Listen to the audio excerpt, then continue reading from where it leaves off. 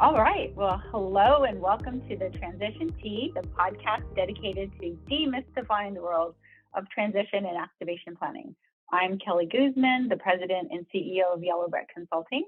And today I am so honored to have Vince Pena joining us today. So, Vince, welcome to our podcast. And can you provide our listeners with some background information about you? Sure. Thanks for Kelly for inviting me and having me here. So I'm a registered nurse by trade. I've been nursing in our profession for about going on 12 years. And with that, all of it has been a mix of adult and pediatric critical care nursing. Simultaneously, I've also taught in the communities in San Francisco at the university and colleges here in San Jose for over 8 years. So my background consists of critical care, both adults and small people, and also education. So much that I went back after my postgraduate degree, and then I got my postmaster's certificate in education. I did not know that. Well, thank you. So today we're going to be drinking hazelnut chocolate tea, and I was a little nervous about the name of it, but it has a lovely aroma and it's just fabulous. So, listeners, if you want to grab your cup and join us, we got our tea from David's Tea, and I love it. So, tell us about your first job in healthcare or what drew you into healthcare. Yeah, I think first my first job in healthcare was that as a certified nursing assistant. I really started at the lower end of the ladder of our profession, um, knowing that one day I wanted to be a nurse. It was really a really good opportunity for me because where I worked at as a certified nursing assistant, I later transitioned once I went through school for nursing. I went from a CNA to an RN within the same unit. So I was able to grow professionally within our practice within the same unit and learned the opportunities of how we interact differently with our patients to improve their outcomes. And so that was my first job there, and lo and behold it happened to be a cardiac unit, step down Mm. unit. And then after about 6 months I got recruited, after working as an RN, to go downstairs in the basement to work in their adult CVICU right away. Oh, So that wow. was fun and intense at the same time. But obviously, my leadership at the time saw something in me, and I thrived ever since, and I've been in critical care ever since. Wonderful. I think it's probably super helpful to have both perspectives of being the CNA and the RN and appreciation of all of the work that it takes to take care of patients. So thank you for doing that. Um, Tell me about your experience in like the transition and activation world and how, I know I got to meet you at Lucille Packard Children's Hospital, but, how did you get involved in the transition planning process? Yeah, great question. I think for me, I was really lucky in the sense that I got to experience the transition role on both aspects in regards of being a client and also a facilitator. I think, when I was a client being in the organization up here in the Children's Hospital in Northern California, it was during the day in the lives, dress rehearsals, and move day, all the planning and preparation. That's where I thought, wow, there's a new role in our profession that I had no idea about. So I'm going to go into this with my eyes wide open and just absorb all the information. I think at that time, I really appreciated the support from the firm that we had to move us from A to B location, and all the planning, the safety implications, the education. That really kind of you know, m- made me really attracted to transition planning in the sense that now I'm working with Yellow Brick under your company. And it's awesome because every time I go in one of the experiences, I go away with just one more awesome pearls of wisdom that I can leverage my clinical practice with wherever I go across the country with you guys. Wonderful. So tell me about your current role that you have. You're an educator, and how does that? What do you do every day? And tell us about that. Yeah, definitely. So my current role is I work as a nurse professional development specialist here in our Department of Education in our children's hospital in the Bay Area. And I lead a couple of house-wide organizational goals and projects. So I lead the facilitation of new hire RNs, travelers, and unlicensed personnel. We streamline the process for them to get their initial training so they can go onto the bedside and then later progress for unit-specific orientation.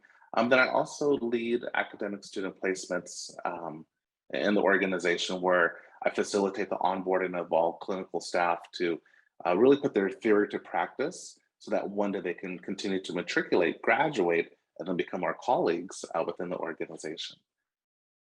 Hmm.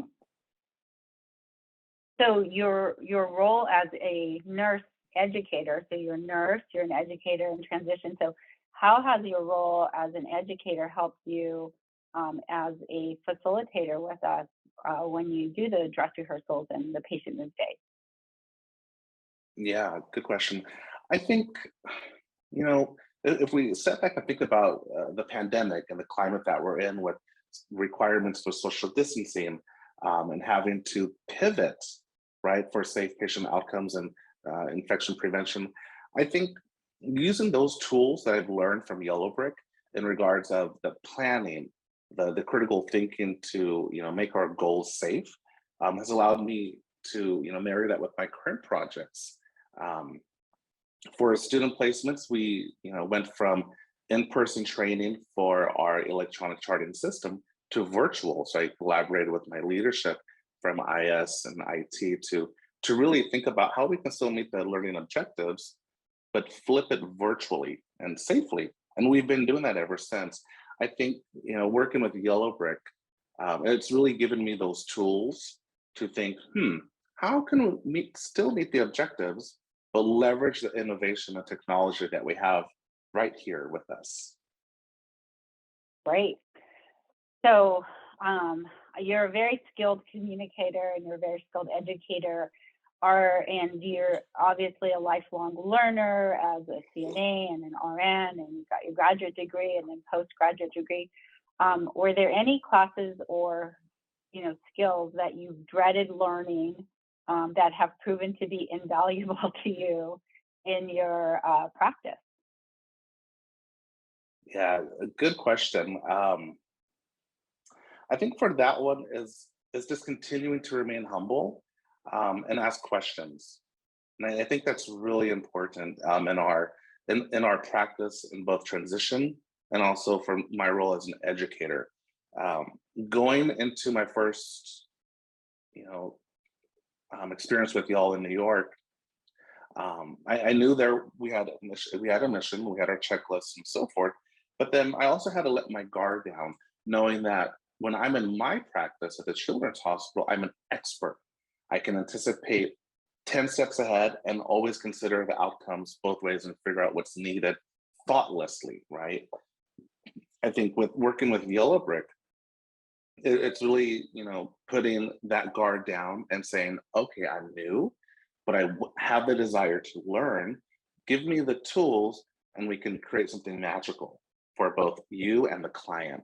And I think that's something that you know, if I can share that with everybody here, is just have the audacity to, put your guard down and ask questions. Yes, you are one of our most skilled facilitators. I think just all of that humility and the skills that you talked about. And I know that when we are opening up new facilities, there's different departments that have challenging personalities, or they're having big, huge change, and the staff is really stressed. And so I know that I put you in those situations, and our team's always asking you, like, well, what do you do, and how do you talk down people who are stressed out, and how do you get people to, calm down so that they can focus and learn? So any words of wisdom that you have for somebody who is going to go through really big change and has a staff who's really stressed and have physicians who are really stressed? Oh, yeah, good question. Yeah, and thank you for acknowledging that. Critical care seems to follow me everywhere I go, which is fun. It's actually I really kind of thrive in those situations. Um, I think if I can reflect on the last experience that we had in Philadelphia, Hospital University of Philadelphia, um, I think finding your key players, right? Finding that one person that's going to kind of be your confidant, that liaison, right? So going to HEP, I found the charge nurse and the leadership, the management, um, and I was buddy buddy with them really fast. And we had a couple of situations where one of the lead cardiothoracic surgeons was really aggressive and very passionate about moving his client at that minute. Unfortunately, that move wasn't within the sequence. Um, Things got heated, so I knew that if I had a trusted relationship with the leadership in that unit and the charge nurse, that at the drop of a dime, I can say, all right, sir, I hear you, but let me validate the response and let me get my friend over here. So I pulled in the charge nurse. We had a quick conversation. The three of us kind of powwowed, and then it was just really having that realization of, okay, you're right. Your patient is really sick, really unstable, but then let's kind of think about everybody else in the whole process and really think about why we from Yellow Brick are truly here to facilitate a safe patient move. I think sometimes we go into, well, a lot of people who are senior in their field have blinders on, and that's fine. Actually, I would want them to work on me. Uh, but we have to have the audacity to say, hold on, let me ask one more question, and here's why this is the best opportunity right now. Very difficult skill to learn. And I think, just as nurses, we're trained with that assess, plan, implement, evaluate. But definitely those critical thinking and thinking on your feet has really helped you. So are there any other Yeah. skills or tools, favorite tools that you use to help you prepare when we go in? Because I know from the planning side, we have a core group of people who work with the facility for, a year or 2 years, and then we bring in all of our specialists, which you're one of our specialists, um, to work to implement all of those plans. So are there any preparation tools that you use that you would advise other facilities to focus on? Yeah. Well, there are so many, but I think what Yellow Brick really does quite well is a use of the checklists and also the scripts, right? I think being able to leverage those in regards of dress rehearsal. So for those of you who haven't really been part of a move, when we move a facility from point A to B, there's a lot of planning in that process. We do dress rehearsals where we take you from your current environment, put you into the new location, and we go through kind of a day in the life. How do you admit a patient? How do you assess their pain? How do you turn them and so forth? Um, Yellow Brick, y'all have designed awesome scripts and checklists because just like what you said, there are many people who all have a say, but and it's easy to get lost in the woods. But for us as facilitators, I think using the checklist to make sure that we've hit every single mark and have scripted every single thing to kind of consider, okay, what if, what then? Knowing that those checklists and scripts are validated, it's really helpful in the sense that you pulled information from previous experiences, from the facility's leadership, and you're very thoughtful in the sense of matching dress rehearsals with their organizational mission and goals, right? So I saw that at Hospital University of Pennsylvania, where they were prideful because and I think they're the first hospital in America, I know, yeah. one of the first ones. So they're very prideful, and I get that, and I saw that you and your partners up on the board with Yellow Brick, you had that communication, and it was helpful for me to use those checklists to remind the staff, we're moving here. These are our goals, and let me help you. It's kind of like giving them a present with a nice little ribbon on it and say, here we go. We're going to open this together. We're going to have a good time.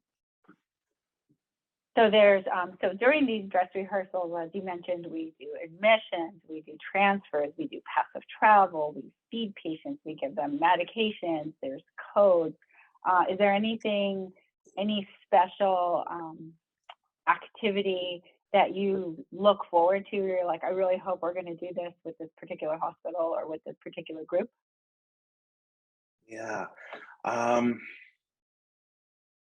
I think, thinking about dress rehearsal, the very first dress rehearsal, personally, I love being at a minimum with my commitments on present on day one.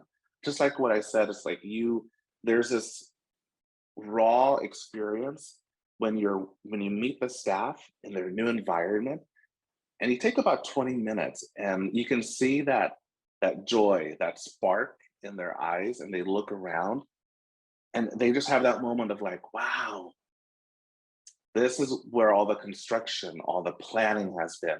And this is where all of my input has gone to really make this a tangible environment.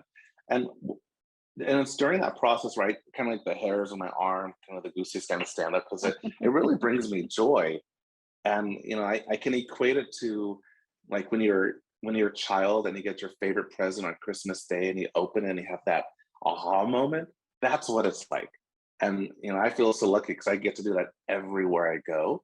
Um, but I think more so if I can make that a little more tangible, one of my goals that I implement with the dress rehearsals is I really make sure that each and every single member has an opportunity to look, touch, and feel almost everything in the room, right? Because that's important. If I'm an ICU nurse, I need to know where am I going to put my vent? Where are the drains for my dialysis machines? If I have to put them on the ventilator, where's my airway and suction? Right? So having them go through them, kind of like a kid in the candy shop, they're kind of hunting. Where did I put this? Oh boy, this makes sense. And so even just thinking about it now, you can't see because of my shirt, but it brings me joy, to be part of that process. Yes, we talk about, we know that we're going to be working with the champions, those people who are helping us to discover the new space in those dress rehearsals, and for them to go in and experience this. It really is. It's like that aha moment. But we tell them, we know that you're the best, critical care nurse or cath lab tech or whatever, but to do that job in a new space, it's like cooking in somebody else's kitchen. So certainly lots of lessons learned, right? So a You're right, final. Kelly. Mhm. Oh, Go if I ahead. can just add on to that one, I think one of the analogies that I've used frequently, and it works quite well, and you have my permission to give this out to everybody, is cooking pizza. No matter what role or who the role is, whether you're a physician, housekeeper, transport, and so forth, I use this expression, and it works great in the sense that you and I know how to make pizza. There's dough, cheese, and pepperoni and mushrooms. You put it in the oven. Well, you can make the best pizza at your home. But then when it comes to my kitchen, you still know what to do, but then you're looking for the oven. How do I turn up the degrees? And where's my saucepans? And that's really what we're doing here. And that helps to drive home the message of, okay, I'm not refreshing your skills, but showing you how to do them in your new environment. Absolutely. And I love going from the first one where they do have that little shock and awe, and on the third one, they're running around and they know exactly what they're doing and where everything is. So that's one of my favorite pieces.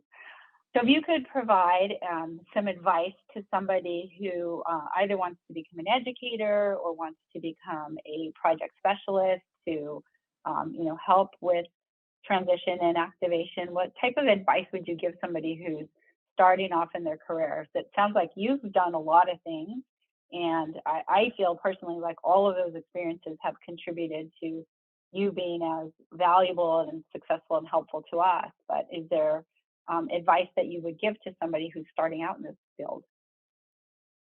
Yeah, good question.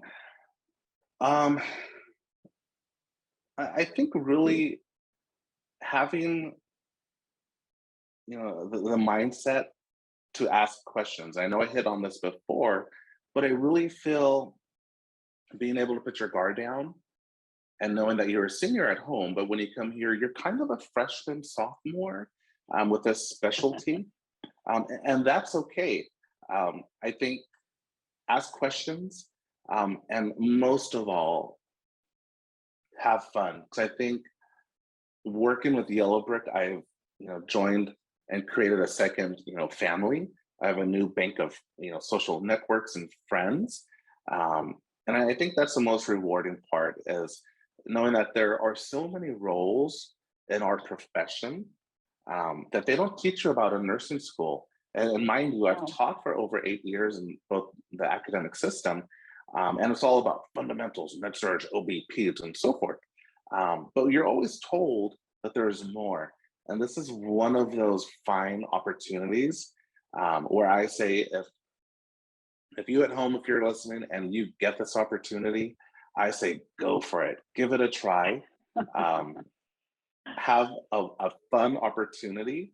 Um, and again, just continue to ask questions because that's really why you're here and kind of why you're either listening to us or thinking about joining the team.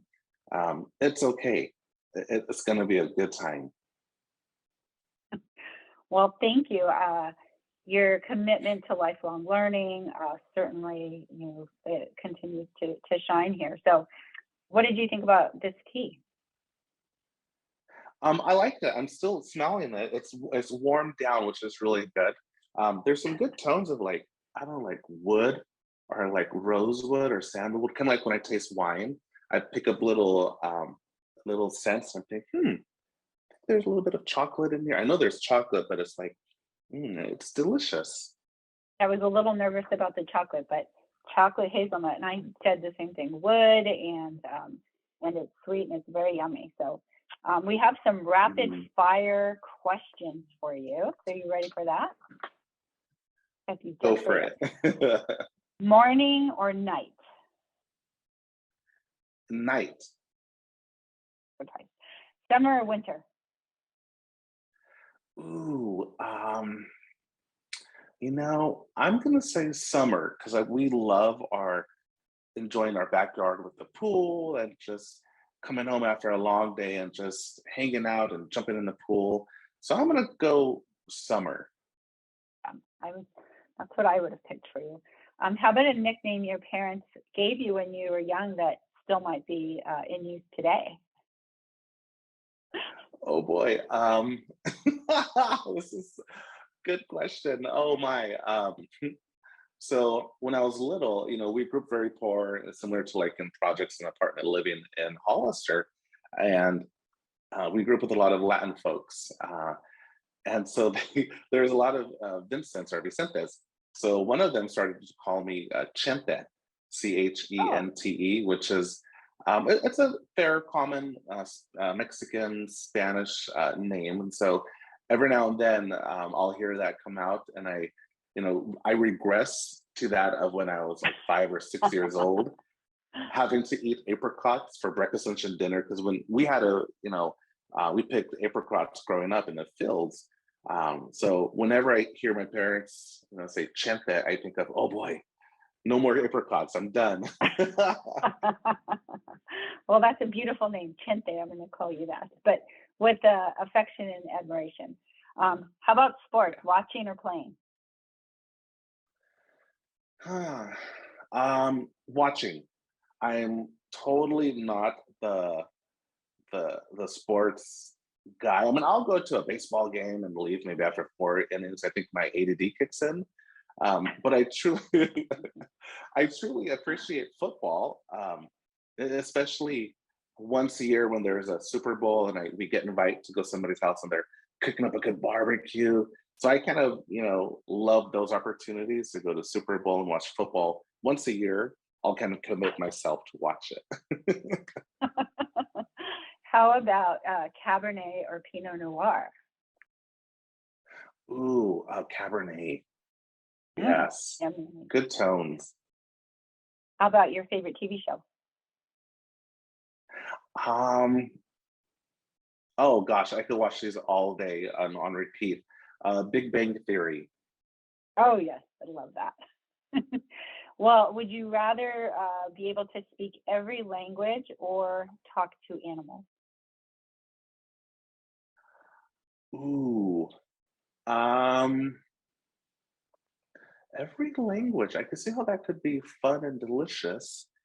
I think talk to animals. I'm really curious about eagles and falcons. You know, they scare me because they have big beaks and ferocious claws and a big wingspan. I love birds, but I've always been curious about the concept of flight. You know, I dream of flying and then I wake up and I'm kind of like moving off the bed. But then I also want to experience flight and have those processes and ask an eagle, how was your flight today? What did you see? Where did you go? And you know, just that. What's their thought process when you go from lake to lake? I think Dr. Vincent. Well, thank you, Vince, for your time today. And if listeners want to connect with you, do you have a LinkedIn profile you want to share? I do. Oh gosh, I don't know the name of my actual name LinkedIn profile, but if you Google me on LinkedIn, Vincent Pena, I believe I'm the only one, and I'll have the background of Sanford logo, and you'll see my face very similar to this in Yes, my profile. that's exactly it. So wonderful. Well, that'll do it for this episode of Transition Tea. On our next episode, we're going to be joined by another healthcare leader to chat over a cup of best practices, pouring over new insights, and steeping the next blend of transition and activation experts. So we thank you for listening. And if you want to hear more conversations like this one, please subscribe to our Transition Tea wherever you get your podcasts. And if you want to see live videos of our recordings, you can follow us on our Yellow Brick YouTube channel. So cheers. Thank you, Vincent. Cheers. Bye, folks. Take care.